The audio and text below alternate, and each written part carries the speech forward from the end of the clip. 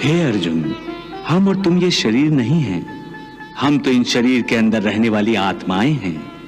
ये शरीर तो केवल हमारे रथ हैं। हम उसके स्वामी हैं। रथ के टूटने से स्वामी नहीं टूट जाता। उसी प्रकार शरीर के सुख और दुख आत्मा को सुखी या दुखी नहीं करते।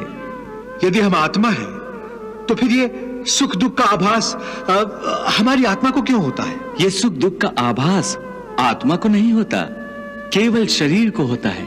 तो फिर आत्मा को क्या होता है? आत्मा को कुछ नहीं होता, क्योंकि ये होना न होना, सुख दुख, सर्दी गर्मी, ये सब प्रकृति के नियम हैं।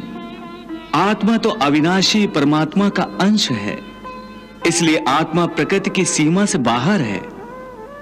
आत्मा अचिंत्य है, मानवीय चेतना के चिंतन के घेरे में नहीं आती। अर्जुन, आत्मा पर प्रकृति और सृष्टि के नियम लागू ही नहीं होते, क्योंकि वो सृष्टि और प्रकृति दोनों ही की पहुंच से बाहर है।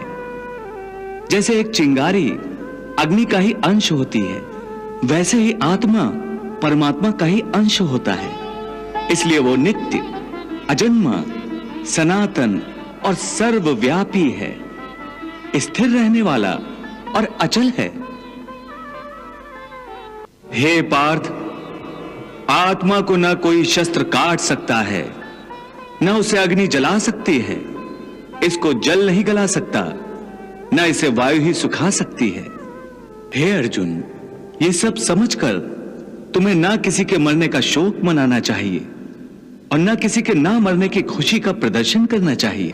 हे केशव, ये सब मानकर भी कि आत्मा नित्य, सनातन और अजन्मा है, उसे शस्त्र नहीं काट सकते, आग नहीं जला सकती, फिर भी प्राणी की आत्मा को दुख सुख, शोक खुशी, मान अपमान, पीड़ा और आनंद का एहसास क्यों होता है? हे पार्थ, मैंने पहले ही तुम्हें बताया कि सुख दुख का आभास करना आत्मा का नहीं, शरीर का काम है। परंतु केशव, शरीर को दुख या पीड़ा तभी होगी जब शरीर को कोई चोट लग जाए या उसका कोई अंग कट जाए। जैसे शरीर आग में जल जाए, उससे जो पीड़ा होती है वो तो शरीर की पीड़ा है। परंतु मान हानि होने से जो दुख होता है या मान होने से जो आनंद आता है, उसमें तो शरीर को कोई चोट नहीं पहुंचती।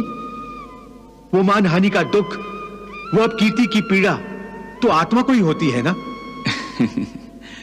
नहीं अर्जुन, ये कीर्ति अपकीर्ति, मान अपमान, ये लाभ हानि, ये जीतने का आनंद अथवा हारने की पीड़ा, ये भी आत्मा को नहीं होती। ये आत्मा का काम नहीं है, ये तो मन की शरारत है। मन की शरारत, इसका क्या अर्थ है केशव? पार्थ, प्राणी के शरीर का एक अदृश्य अंग है मन, जो दिखाई नहीं देता, परंतु वही सबसे शक्तिशाली हिस्सा है शरीर का। ये याद रखो कि मन शरीर का हिस्सा है, उसका आत्मा से कोई संबंध नहीं। आत्मा यदि रथ में बैठा हुआ रथ का स्वामी है, तो मन शरीर रूपी रथ का सारथी है। ये मन ही इंद्रियों के घोड़ों को इधर उधर भटकाता है।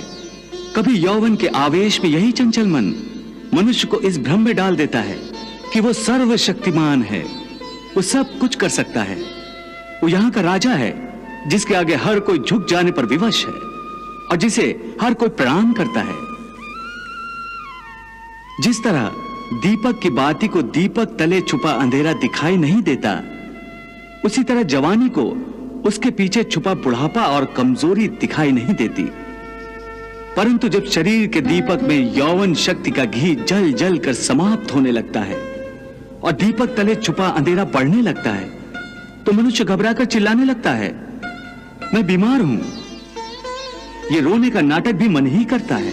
हे अर्जुन, मनुष्य को मैं के घमंड की मदिरा पिलाकर मदहोश करने वाला पाखंडी केवल मन है। वाह प्रभु वाह।